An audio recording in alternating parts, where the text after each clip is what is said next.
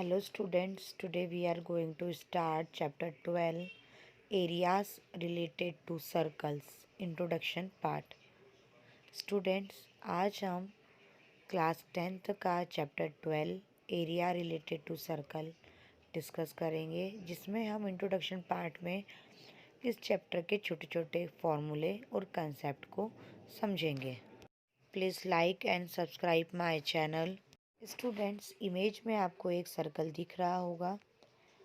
Circle में एक centre होता है। सेंटर से सर्कल की बाउंड्री तक जो लाइन जाती है उसे हम बोलते हैं रेडियस। तो किसी भी सर्कल का पेरीमीटर या फिर सरकमफेरेंस का फॉर्मूला होता है 2πr। अगर हमारे पास किसी भी सर्कल का डायमीटर दिया हो और हमें सर्कल का पेरीमीटर या फिर सरकमफेरेंस ऑफ सर्कल निकालना हो तो हम फॉर्मूला अप्लाई करेंगे पाई डी। क्योंकि रेडियस का हम डबल करेंगे तो डायमीटर आता है, तो 2r की प्लेस पे हम d लिख सकते हैं। तो हमारे पास अगर डायमीटर होगा और हमें पेरीमीटर ऑफ सर्कल या फिर सरकमफेरेंस ऑफ सर्कल फाइंड करना हो तो हम फॉर्मूला अप्लाई कर सकते हैं पाई डी। स्टूडेंट्स, अगर हमें किसी भी सर्कल का एरिया फाइंड करना हो तो फॉर्मूला लगेगा पाई आर स्क्वायर। ओके, यदि हमें किसी भी सेमी सर्कल का एरिया फाइंड करना हो, मीन्स अगर एक सर्कल का अगर हम हाफ कर दें तो वो सेमी सर्कल कहलाता है, और अगर हमें उसे उसका एरिया फाइंड करना हो तो फॉर्मूला लगेगा पाई आर स्क्वायर अपॉन में 2। अब किसी भी सर्कल का पेरीमीटर या फिर सरकमफेरेंस कैसे फाइंड करना है या फिर उसका एरिया कैसे फाइंड करना है, हम कुछ एग्जाम्पल के थ्रू समझेंगे।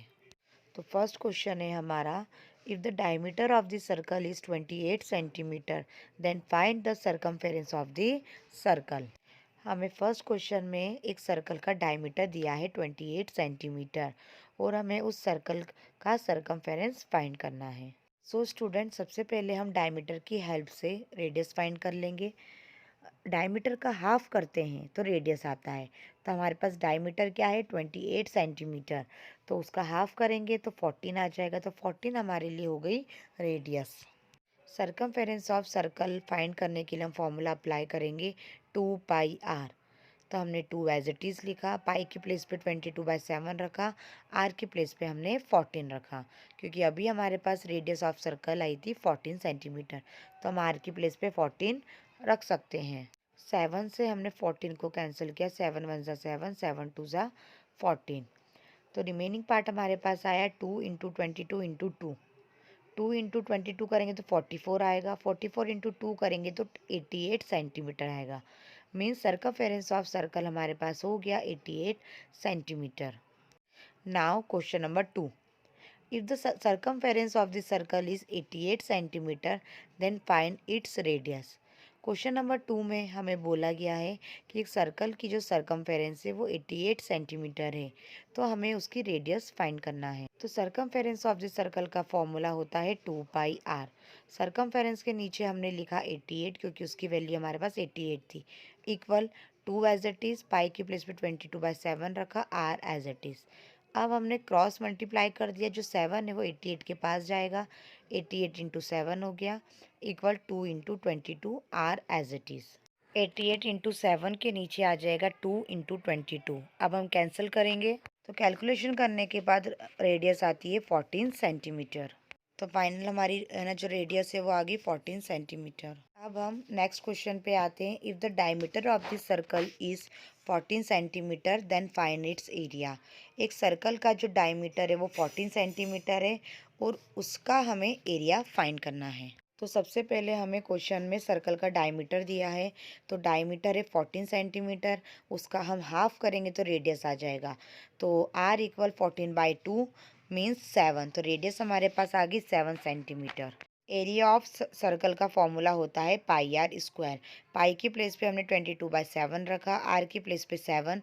अब 7 का स्क्वायर होगा, मीन्स हम उसे लिख सकते हैं 7 इंटू 7। 7 से 7 कैंसिल हो जाएगा, रिमेनिंग पार्ट आया 22 इंटू 7। 22 इंटू 7 करेंगे तो हमारे पास एरिया आता है 154 सेंटीमीटर स्क्वायर। तो यहाँ पे हमारा क्वेश्चन नंबर 3 फिनिश हुआ। नेक्स्ट क्वेश्चन है हमारा, if the circumference of the circle is 88 centimetre then find the area of this circle. Question number 4 में हमें सर्कमफेरेंस सर्कल की दी है 88 सेंटीमीटर और हमें उसका एरिया फाइंड करना है। तो स्टूडेंट सबसे पहले हम सर्कमफेरेंस के फॉर्मूले की हेल्प से हम रेडियस है ना फाइंड कर लेंगे, और फिर जब हमारे पास रेडियस आ जाएगी तो हम एरिया ऑफ दिस सर्कल का फॉर्मूला लगा के हम सर्कल का एरिया फाइंड कर सकते हैं। हमने लिख लिया circumference of this circle equal 88 centimetre. अब सर्कमफेरेंस ऑफ दिस सर्कल के नीचे हमने 88 लिखा और सर्कमफेरेंस ऑफ सर्कल का फॉर्मूला होता है 2πr। 88 as it is, 2 as it is, pi की प्लेस पे हमने 22/7 रखा, R as it is. Now हम मैथमेटिकल कैलकुलेशन करेंगे। 22 की टेबल से हमने 88 को कैंसिल किया तो 4 आ जाएगा, और 2 से हमने 4 को कैंसिल किया तो 2 आ जाएगा। ओके, तो रिमेनिंग पार्ट आया 2 इक्वल 1/7 इंटू आर। अब जो 7 है वो 2 के पास जाएगा, क्रॉस मल्टीप्लिकेशन, तो हमारे पास रेडियस ऑफ द सर्कल आ गई 14 सेंटीमीटर। हमारे पास रेडियस आ गई 14 सेंटीमीटर, तो इसकी हेल्प से हम एरिया ऑफ द सर्कल का फॉर्मूला लगा के हम आंसर फाइंड कर सकते हैं। एरिया ऑफ दिस सर्कल का फॉर्मूला स्टूडेंट्स होता है पाई आर स्क्वायर।